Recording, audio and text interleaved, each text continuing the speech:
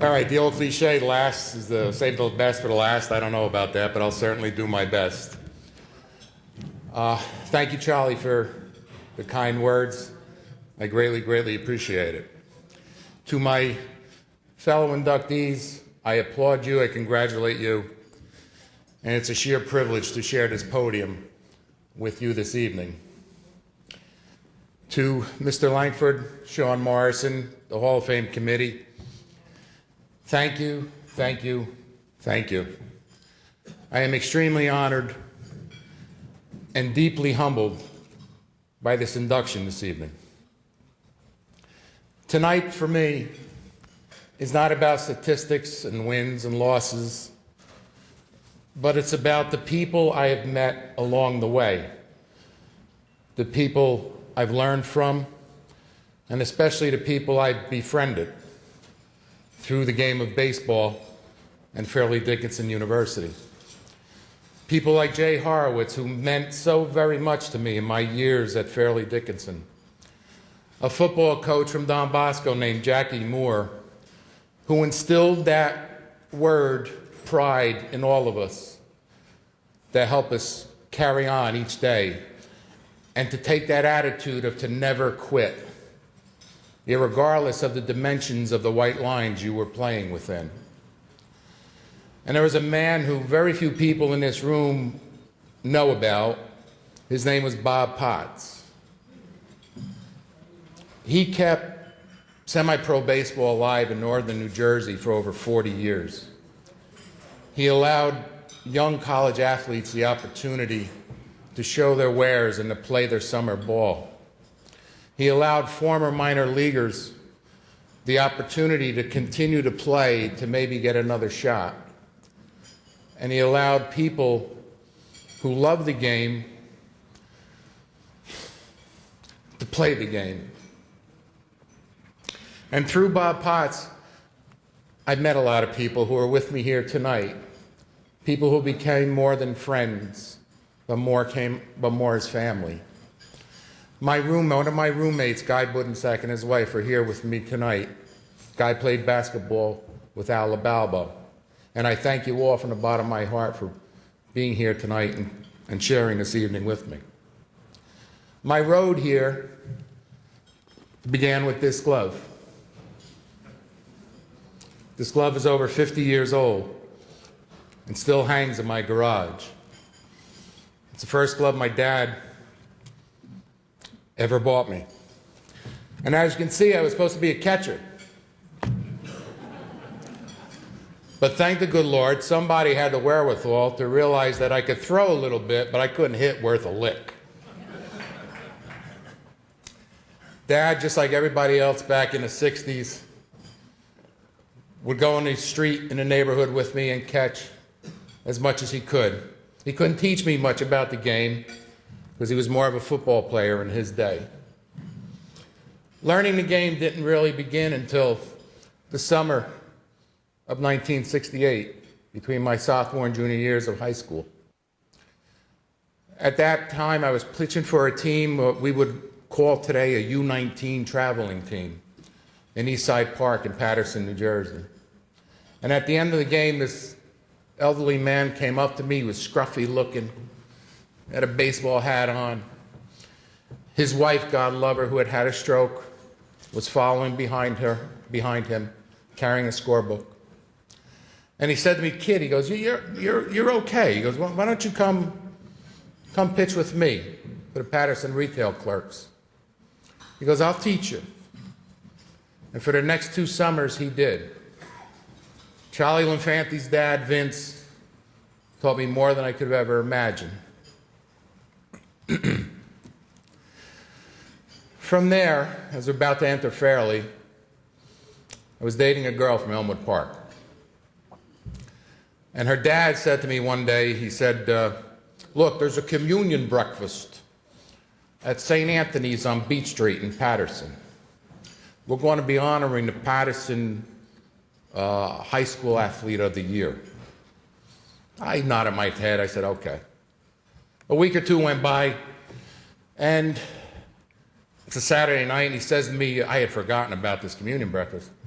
And he said to me, "You'll be here 7:30 tomorrow morning." And I said, "Oh, yes, of course," because I was taught very well that when somebody named Rocco Petracco driving a big black Cadillac says you to be somewhere, you go. So, sure enough, I met this Patterson athlete of the high school athlete of the year. We exchanged war stories, where we were going to college and all this. Said goodbye and good luck. Well, lo and behold, a few months later, at our first practice at Fairleigh Dickinson under Johnny Orsino, the O, I see this same kid.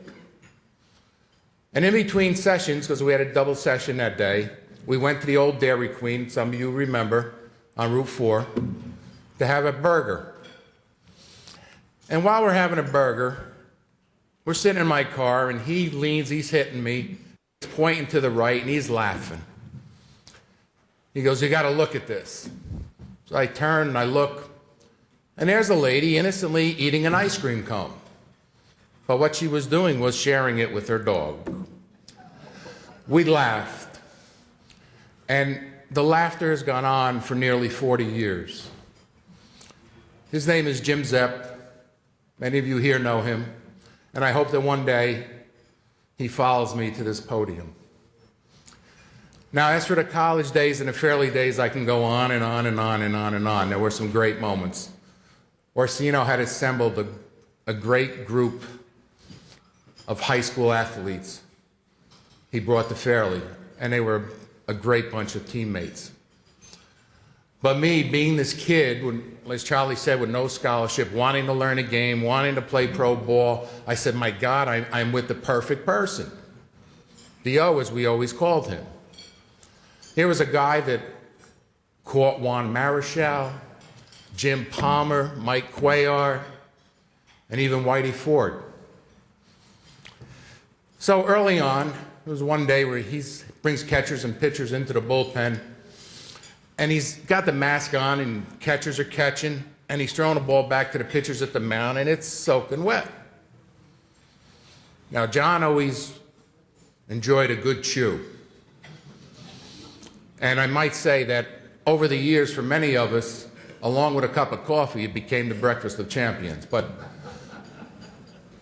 he was teaching the catchers how to throw a spitball back to the pitcher so the pitcher wouldn't have to go to his mound. I mean, you had to be a magician to do this, because through the mask, he would take the ball back, spit on it, and throw it back.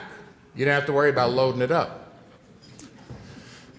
But the O used to wear this big blue vinyl rubber type jacket with these big pockets. And here I'm thinking about learning about all this theory about pitching, et cetera, et cetera. Well, in those pockets, he had the true tools of pitching. And he was going to teach us them. He went into his pocket, he pulled out a nice little tube of petroleum jelly, a scissors, a screwdriver, and a pliers. Now, he took one of our gloves, I don't recall who. He put a little slit in one, took the tube of petroleum jelly, slid it between our palm and the glove, and thus you had a grease ball or Vaseline ball whenever you wanted it. But the one that I used to the day I retired, and with every new glove I bought, was the screwdriver. You take the screwdriver, and you put it under the little eyelets around the leather threading, then take the pliers and crimp them, making a nice sharp edge. And some of my buddies that are here tonight that were pitchers knew that when you had that nice little sharp edge in your glove, you took the baseball, you cut it up, you raised the threads, you increased the torque with your finger, and you were ready to rock and roll. And I always thank John to the day I retired for teaching me the tools of the trade.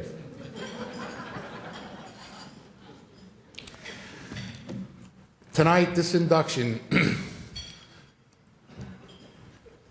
completes dotting the lines for me, finishes dotting the lines. As for that kid that I met in that church, who I wish she was here tonight. We were together last night at the Don Bosco Bergen Catholic game. We still laugh together.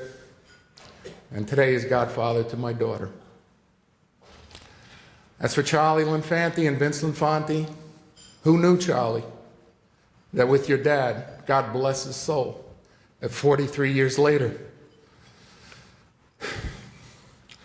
his son would be ushering me into this Hall of Fame. And as for the legacy of the glove, it continues. Unlike her father, my daughter was an all-county and all-state first baseman at Immaculate Heart Academy, recognized by Louisville Slugger as the second best high school first baseman in 2006, earning a scholarship to St. Francis in Loretto. And again, as Charlie said, a special ed teacher today and coach at Midland Park High, softball coach at Midland Park High School. I'm so honored and so proud of her to carry on the love of this game. And to my best friend, what will be 30 years next month, thank you for loving the game so much and enjoying it together. And thank you for being a guiding light to our daughter that's made her such a lady today. Thank you all for tonight. This has been a wonderful, wonderful moment for me. God bless you all. Thank you.